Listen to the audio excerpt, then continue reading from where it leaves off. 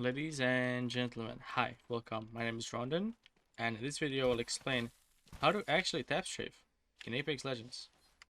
To actually do tap strafe 100% of the time with good accuracy and effectivity, go to your mouse and keyboard settings and bind your move forward input to your mouse wheel up or down, personal preference again. With this, you'll actually be able to do your tap strafe almost 100% of the time without any errors. Now, when we have that out of the way, let me show you how to tap strafe. So I'll give you two examples. First example is me without any tap strafe, without anything. I'll take the jump pad, sliding, and I'll try to come back to the jump pad, to original location, somewhere here.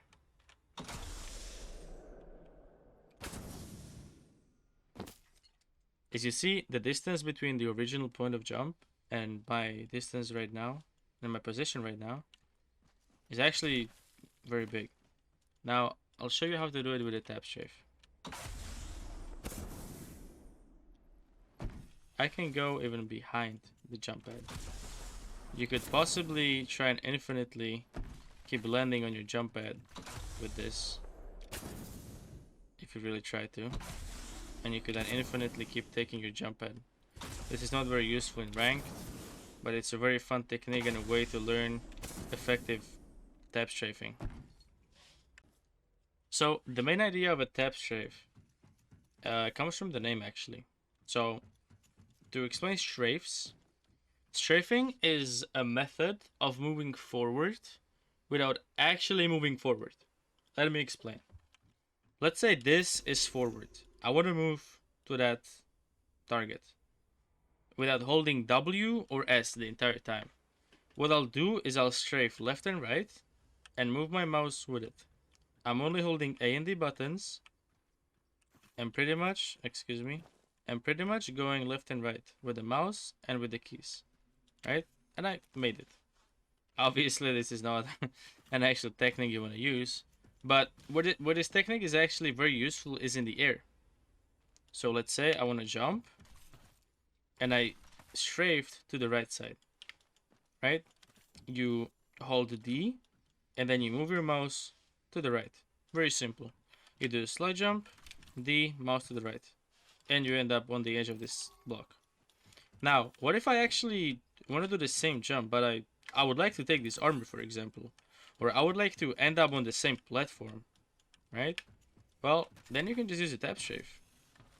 And the reason why it's called a tap strafe is because originally people used to tap W, right? So remember in the video, in the beginning of the video, I told you to bind this to your mouse wheel, because in the beginning what people did was they did this strafe to the right and they started tapping W into that. So it looks something like this, right? You can, if you manually tap your W key enough, you can almost do a tap strafe, right? The timing it has to be very precise. It is not effective, not perfect enough, but it is possible.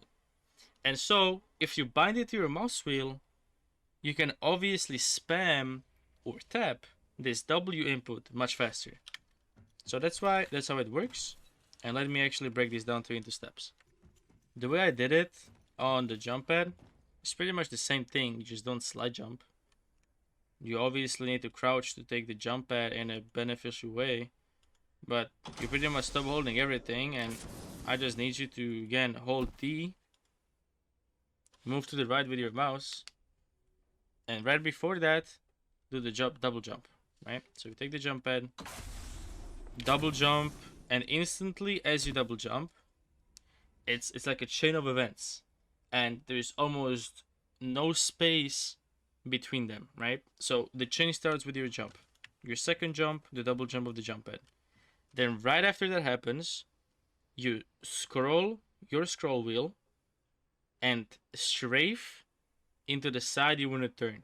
So I want to turn left, jump, tap strafe, key bind, and then I hold A and move my mouse to the left. And then again, works to the right side, and we're golden.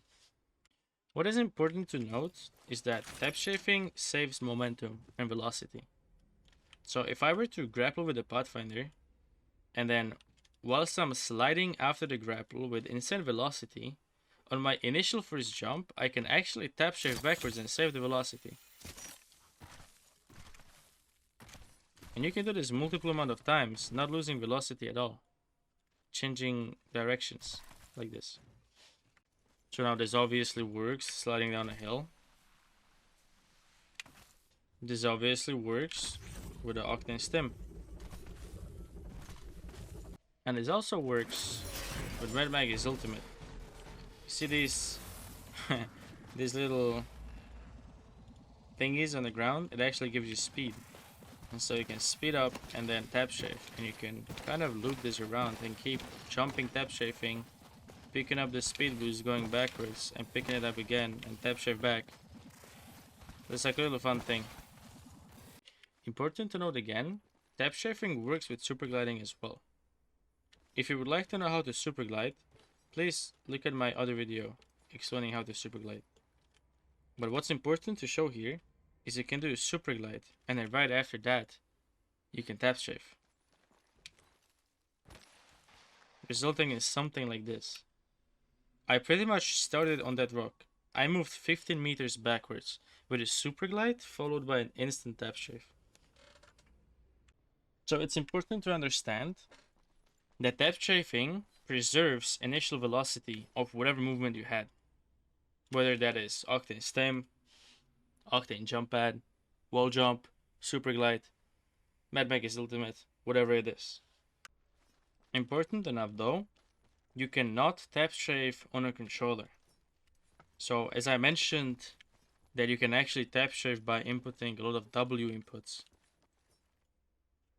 then that is not possible on a controller, because controller has one input that is being held and you cannot tap it fast enough. What you could do, which is illegal though in ALGS, you could go into your Steam controller settings and then binding a key on your controller to act like a W key, and then spamming that key on your controller, which would then be W key in the game.